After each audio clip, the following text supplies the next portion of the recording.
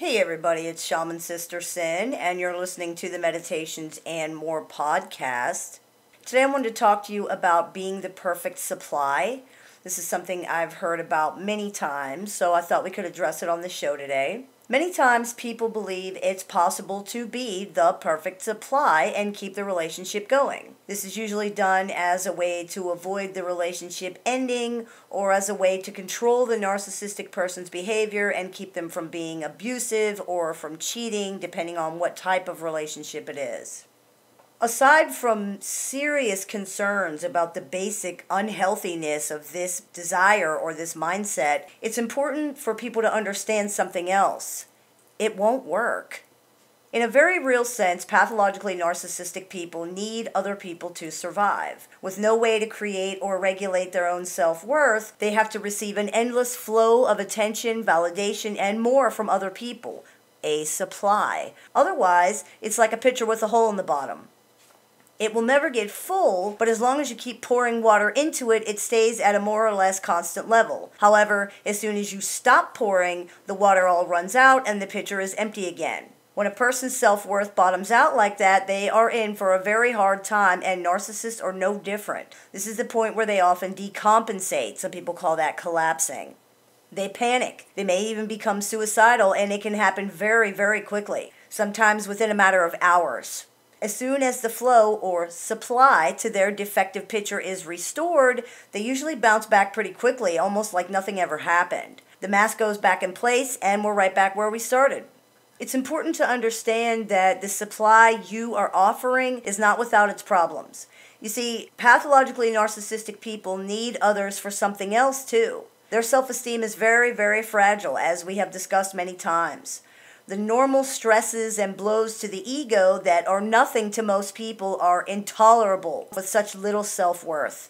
They cannot abide by anything less than perfection because any flaw or mistake, no matter how small, is considered a terrible failing and an indictment of character. It is seen as proof of their worthlessness. But no one is perfect. No one is flawless. Everybody makes mistakes. The narcissist avoids the enormous pain of these basic human flaws, imperfection, and mistakes through denial and projection by blaming them on other people. In other words, you are literally there in part to take the blame for things so that they don't have to.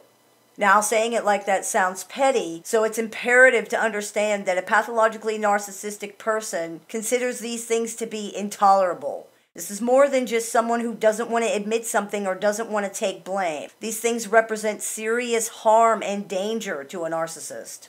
If this is one of your main functions in the relationship, how can you be the perfect supply? How can you give perfect love when you are so terribly flawed? Worse than that, how can you reflect the perfect idealized image of themselves that pathologically narcissistic people need to see when you've been tainted by all the terrible things they've done? You've seen behind the perfect facade, and now all you reflect back to them is the knowledge that they're not perfect after all. This is one of the reasons they value the supply and attention from people they barely know over those they know well, like their family. Those people can't reflect the narcissist's flaws and failings back to them because they don't know any of them. The supply from those people is much more satisfying and more pure because it's not tainted by anything.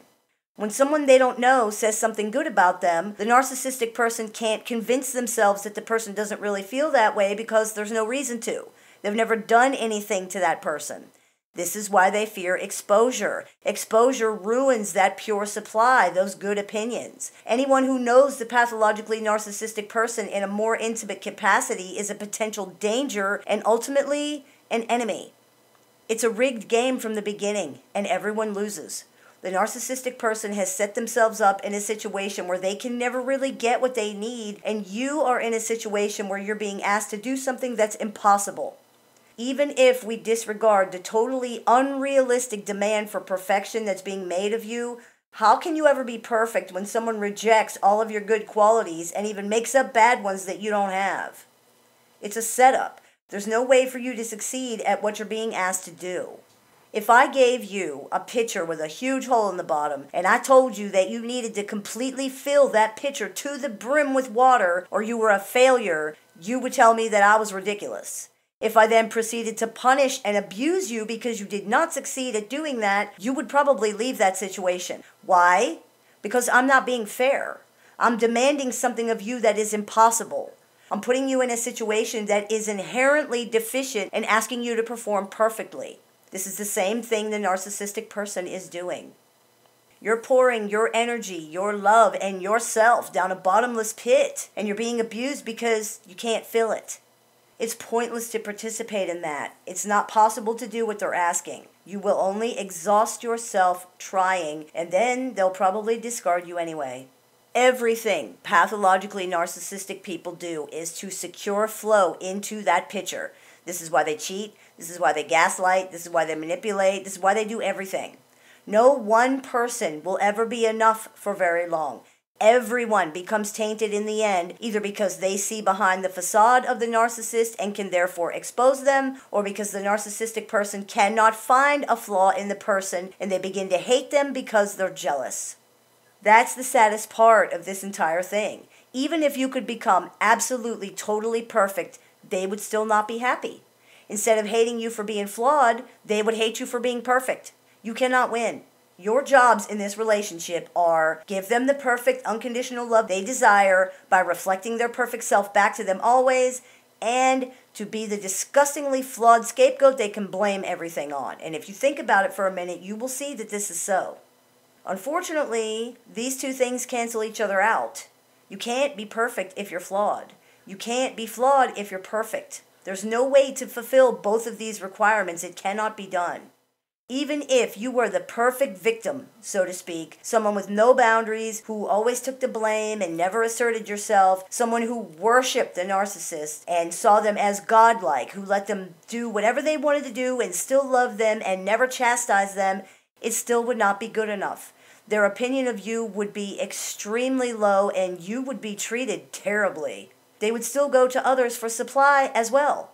What good is supply from someone who is that pathetic?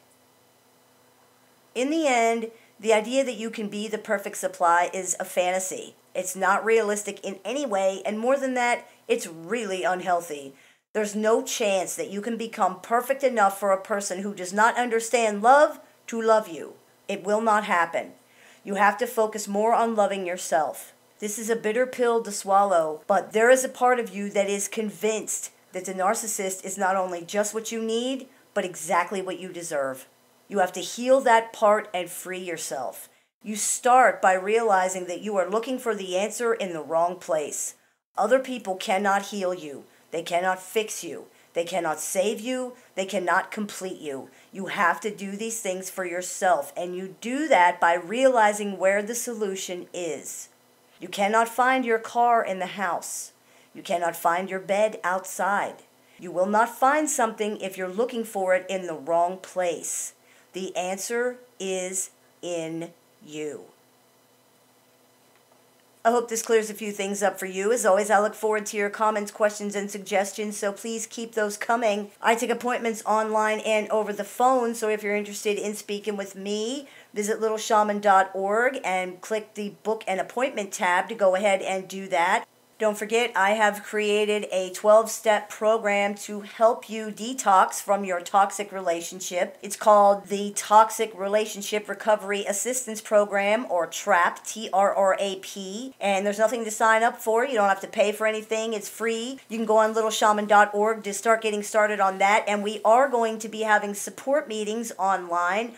You've been listening to the Meditations and More podcast brought to you by littleshaman.org. That's me, the Little Shaman. May the Great Spirit bless you and have a wonderful day.